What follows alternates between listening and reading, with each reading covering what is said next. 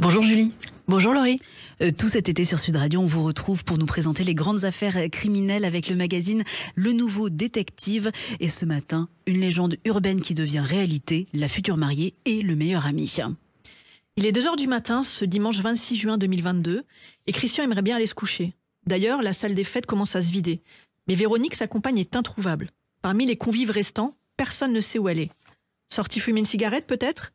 Christian la cherche devant le bâtiment, mais personne. Il pense alors aux toilettes. Véronique, qui a bien mangé et surtout bien bu, est peut-être barbouillée. Il a raison, du moins en partie.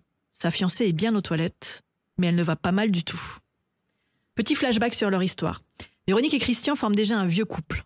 Lui, il a 57 ans, il est chauffeur routier. Il a la tête, la barbe et le physique de l'emploi. Et pour ce gros nounours, l'amour de Véronique, c'est du miel. Alors il a fini par la demander en mariage après 15 ans de vie commune. Et elle a dit oui.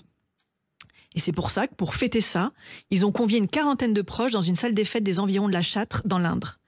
Ce soir, Véronique était sublime. Mais où est-elle passée ? Le futur marié se dirige vers les toilettes et soudain, il se fige. Oui, parce que derrière la porte, il reconnaît instantanément les gémissements de plaisir de sa douce. Véronique est bien là, mais elle n'est pas en train de se refaire une beauté. Et surtout, elle n'est pas seule. Fou de rage, Christian court chercher un tournevis pour faire sauter le verrou.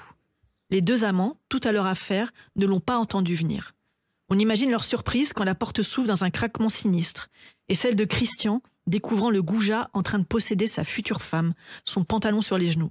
Il s'agit de son meilleur copain, un ami de 30 ans. Christian sent la haine grimper dans sa barbe.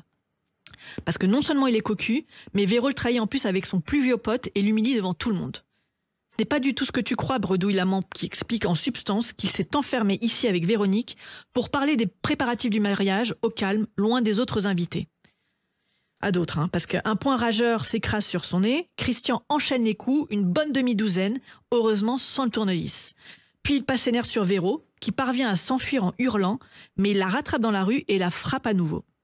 Alertés, les gendarmes débarquent en catastrophe et ils devront se mettre à plusieurs pour maîtriser le cocu furieux qui renverse l'un des militaires d'un coup de coude en pleine mâchoire.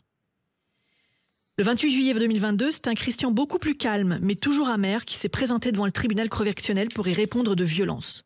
Ses deux victimes, son ex-future femme donc, et son grand pote, s'étaient bien gardés de faire le déplacement. La honte, sans doute. Christian, lui, a tout assumé de A à Z. Il a reconnu les coups, et il les regrette, notamment celui donné aux gendarmes. On imagine ce qu'il a dû ressentir ce soir-là dans les toilettes en découvrant que Véronique n'avait même pas attendu le mariage pour lui être infidèle. Et la question qui fâche surtout, depuis combien de temps cela durait ? Le trompait-elle déjà quand il était sur les routes au volant de son camion ? Une humiliation publique insoutenable après 15 ans de vie commune qui explique qu'il n'ait pas pu contenir sa colère à plaider son avocat. Et franchement, à sa place, qui serait resté zen face à une telle trahison ? Le tribunal s'est montré clément. Christian a été condamné à 1 000 € d'amende avec sursis et devra verser 200 € de dommages et intérêts aux gendarmes blessés. Il lui est également interdit pour les 2 années à venir d'entrer en contact avec ses deux victimes. Mais pas sûr que ça lui manque vraiment. Les grandes affaires criminelles, c'est à retrouver tous les matins sur Sud Radio avec vous, Julie Rigoulet. On vous lit également chaque mercredi en kiosque dans Le Nouveau Détective. Cette histoire est également à retrouver dans notre hors-série Crime et Sexe, toujours en vente sur votre site lenouveaudétective.com.